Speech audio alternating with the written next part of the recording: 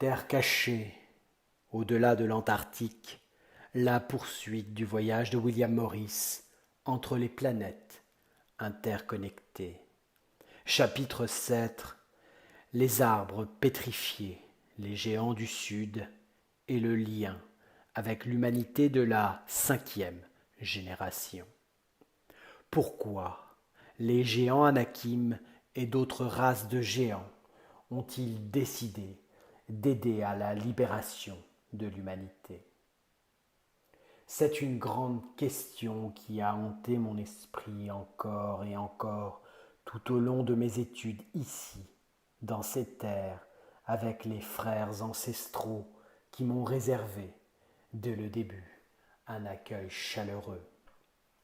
Même si, comme vous le savez, ce fut assez traumatisant dès notre arrivée, où j'étais en quelque sorte en train de partager avec les mêmes ancêtres notre nouvelle humanité, où j'ai aussi profité de ma proximité pour au moins pouvoir dissiper certaines de mes inquiétudes.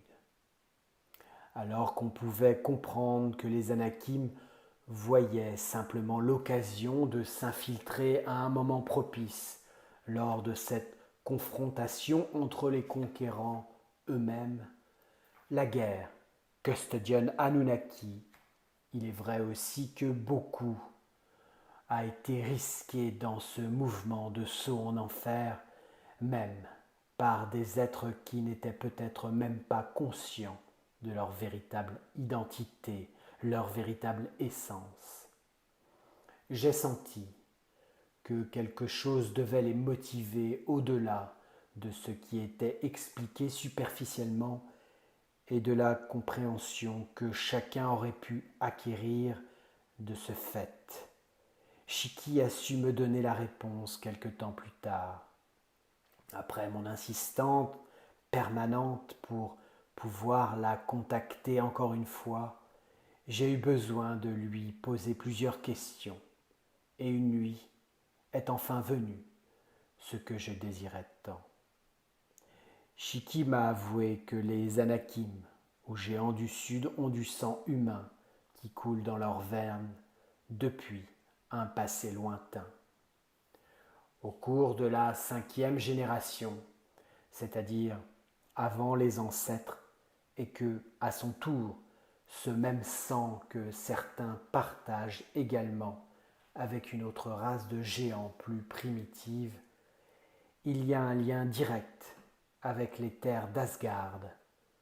Tout cela était à nouveau comme une bombe explosant dans mon esprit avec des informations fraîches qui pourraient dissiper de grands nuages d'incertitude. Chaque mot de Shiki devenait de plus en plus intéressant et commençait en quelque sorte à fermer de nombreux chemins dans mon esprit confus. La construction physique humaine était très différente, tout comme la façon dont le temps passait ainsi que l'environnement dans les terres connues. Une poignée de géants d'Anakim et quelques-uns d'une autre race de géants ont décidé à cette époque de surmonter le premier dôme pour infiltrer les terres humaines, un peu par curiosité et un peu pour voir la possibilité qu'ils avaient d'infiltrer certaines informations ainsi que de la technologie. Ils l'ont fait à travers ce que nous appelons le côté sud de nos terres et s'y sont installés pendant longtemps. Dans de nombreux livres manipulés, on les trouve encore aujourd'hui sous le nom de géants de Patagonie. Bien que les dates soient incorrectes, ainsi que l'image d'eux qui serait publiquement connue. Ces êtres ont commencé à sentir qu'ils faisaient partie de ces terres et à se rapprocher des humains qui y vivaient également. Et depuis lors, ils ont simplement commencé à se développer. Bien que leur corps ait commencé à tomber malade, cela ne s'est produit que plusieurs années après leur première visite, car ils n'étaient pas pleinement conscients des toxines qui pouvaient pleuvoir des cieux eux-mêmes. Ils sont venus faire de grandes fortifications dans la partie la plus proche de la péninsule antarctique, connue entre ce qu'on appelle aujourd'hui l'Argentine et le Chili, en plus d'autres terres qui n'apparaissaient pas sur les cartes actuelles et jusqu'aux îles qui s'y trouvaient à ce temps. Les géants ont commencé à explorer le vieux continent et les terres cachées. Beaucoup d'entre eux ont disparu entre les inondations car des réinitialisations ultérieures les ont trompés et ont étonnamment découvert des arbres de taille colossale. Ils ont commencé à comprendre que le passé humain était totalement différent de ce qu'ils comprenaient jusqu'à présent. Ces arbres colossaux étaient difficiles à situer dans l'histoire humaine. Ils ne correspondaient pas directement. Les premiers humains venus d'Asgard, de Lémurie et d'Atlantide devaient non seulement les avoir utilisés, mais les planter dans un but. Maintenant, quel genre d'énergie ou de connexion avaient-ils ?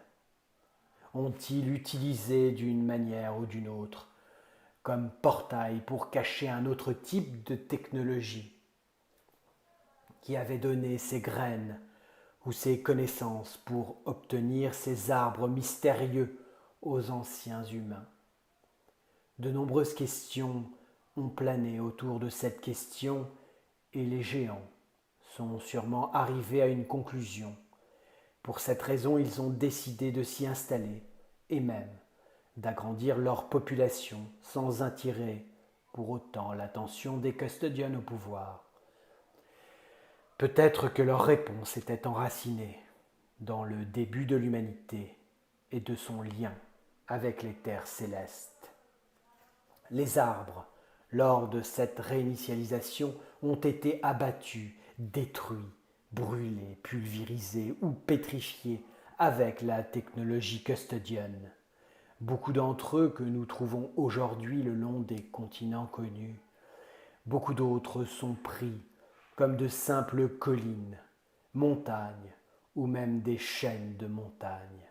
Alors, nous comprendrons mieux ce qui est arrivé à ces géants ainsi qu'à l'humanité de la 5e génération, un peu plus tard. Il reste encore quelques souvenirs dans les anciens livres des vieux continents, à propos par exemple de Médusa, ce monstre qui transformait en pierre ceux qui osaient la regarder directement dans les yeux. C'était le reflet fidèle d'un message clair.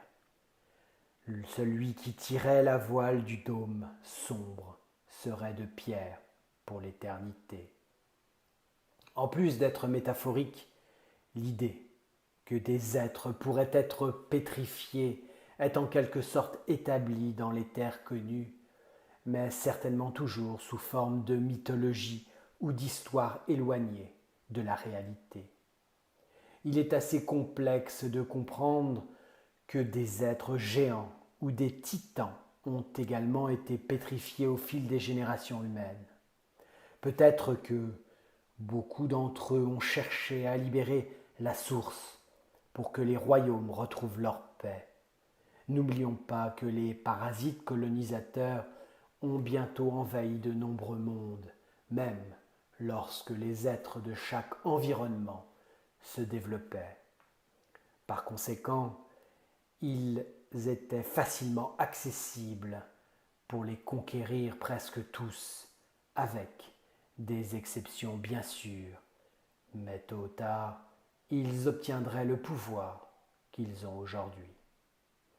Y a-t-il des montagnes ou des montagnes qui sont d'anciens êtres pétrifiés? Ce n'est qu'une question à laquelle je ne répondrai pas pour le moment, mais j'ai demandé à Shiki, bien que cela semble fou pour beaucoup, je ne voulais pas rester avec cette intrigue. La vérité est que je peux confirmer que des arbres géants, s'ils ont été coupés de leur base, certains étaient si énormes qu'aujourd'hui, seraient aussi considérés comme des montagnes ou des montagnes oubliées qui se détachent parmi les plaines ou même des montagnes encore plus spectaculaires. Les ossements d'êtres énormes auraient pu subir le même sort lors de leur séjour dans les vieux continents, simplement pour avoir tenté de changer le cours des générations humaines à venir.